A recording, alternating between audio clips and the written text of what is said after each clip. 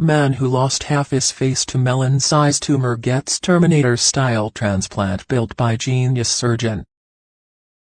A man had a large portion of his face pulverized by a melon-measured fatal tumor. A specialist has now completed reconstructive surgery all over with skin taken from his thighs, and however his face is not back to typical.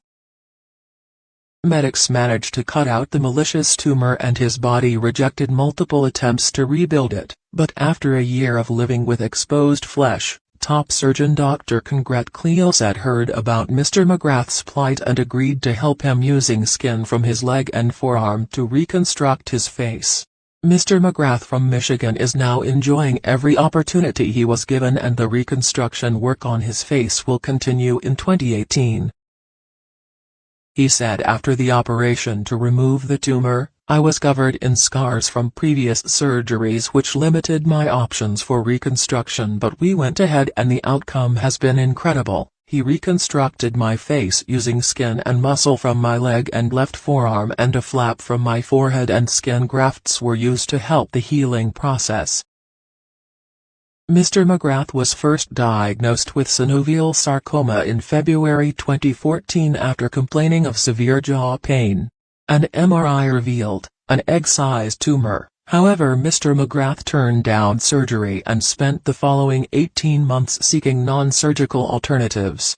The tumor started shrinking and parts started to fall off. "Eventually I got my mouth back and I could eat very thin pieces of food. After the tumor shrank and the radiation treatment was over, I had to wait a few weeks before they could remove the remaining mass in October 2015. Mr. McGrath said before the surgery, "They gave me the worst-case scenario. They said I would have to lose my left eye and my left ear, but I didn't believe that was going to be necessary.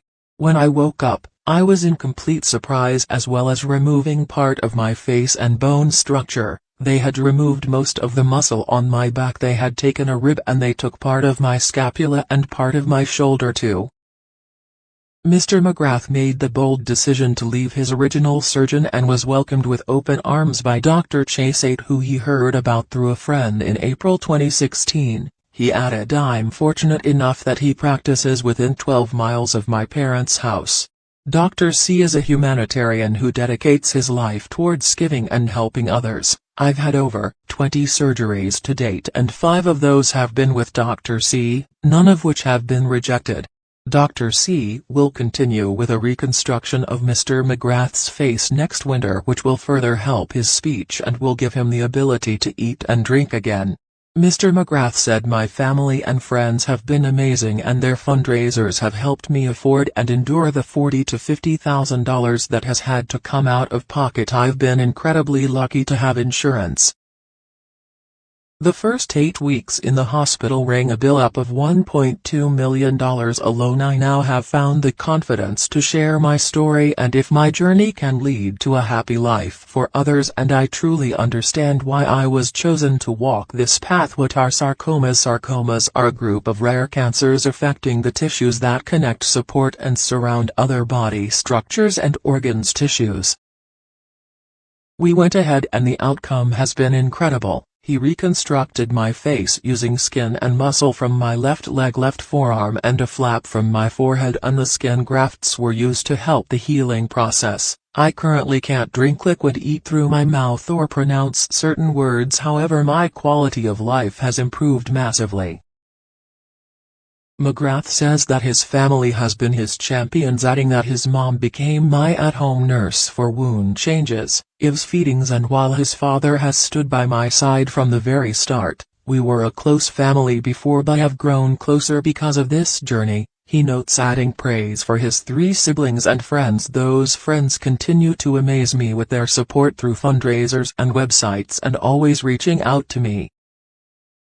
I hope my story can inspire people to be grateful every day that they're healthy and they can enjoy the simple pleasures in life." He adds, "I'm not someone that enjoys the spotlight, but I knew that my story needed to be shared. Knowing that my story may change lives, save lives, and inspire love makes everything I've gone through worth it."